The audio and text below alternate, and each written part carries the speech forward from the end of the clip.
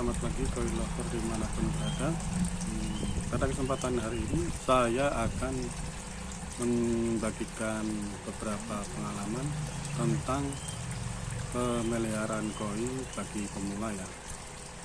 Ya, pada dasarnya kita pemula ini ingin mempunyai ikan koi yang sejatinya pengennya yang pasti harapannya tinggi.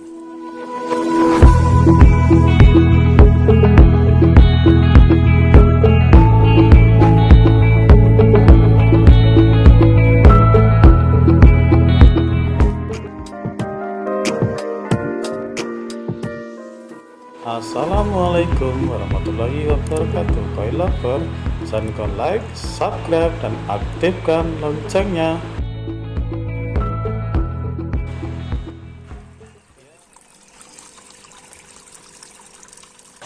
Ya, menurut saya sebagai pemula dalam hal koi, saya tentunya melakukan ini dari pengalaman ya. Pada saat pertama kali kita memelihara ikan koi, tentunya tidak perlu kita membeli ikan yang kelas nomor 1 lah, atau grade A atau SQ ya. Karena untuk kita tentunya dalam memelihara ikan koi ini perlu tahap-tahap proses untuk mengenal kondisi koi ataupun kondisi kolam, dan yang paling penting adalah kondisi air.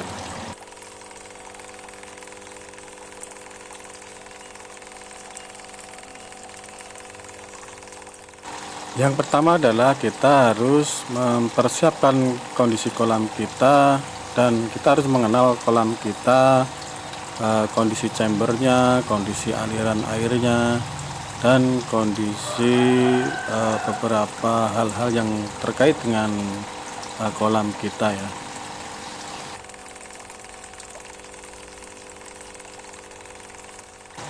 Dan yang kedua adalah kita harus mempersiapkan air kolam kita sebaik mungkin dengan kualitas yang baik. Tentunya kita tidak perlu terburu-buru memasukkan ikan ke dalam kolam. Kita harus menunggu air di dalam kolam kita itu matur dulu ya istilahnya. Dan yang ketiga adalah kita harus mempersiapkan hal yang paling penting, yaitu tempat karantina. Tempat karantina itu bisa kita siapkan dengan cara mempunyai akuarium ataupun ember ataupun bak dari kolam terpal ya, juga bisa kita gunakan.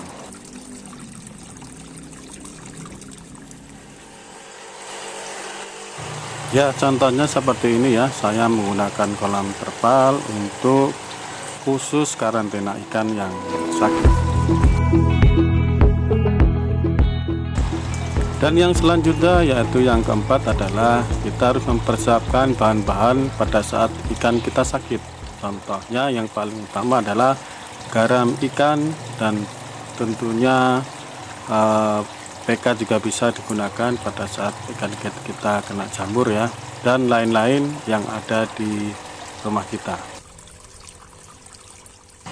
Dan yang paling penting yang nomor 5 adalah pembelian atau mempersiapkan ikan yang akan kita simpan di dalam kolam kita.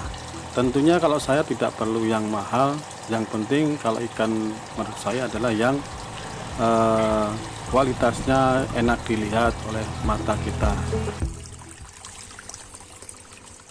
Dan yang nomor 6 adalah kita harus paham terhadap gerak-gerik ikan kita ya. Kita harus selalu memantau perkembangan kondisi ikan, apakah dia normal ataupun dia lagi sedang terkena penyakit. Dan yang ketujuh adalah pemberian pakan yang baik, tentunya sesuai dengan kebutuhan kita, apakah untuk pertumbuhan atau untuk warna dari ikan itu sendiri. Kita harus sesuaikan. Dan yang paling penting, apabila dari ketujuh hal yang tadi bisa kita lakukan dengan baik, barulah kita bisa menambahkan ikan yang berkualitas ke dalam kolam koi kita. Pilih yang paling baik bisa juga. Atau kalau kita sudah benar-benar paham, kita bisa memilih ikan yang super atau SQ yang paling bagus dan yang paling oke lah yang bisa saya sampaikan. Semoga bermanfaat. Sampai jumpa di video-video selanjutnya. Terima kasih.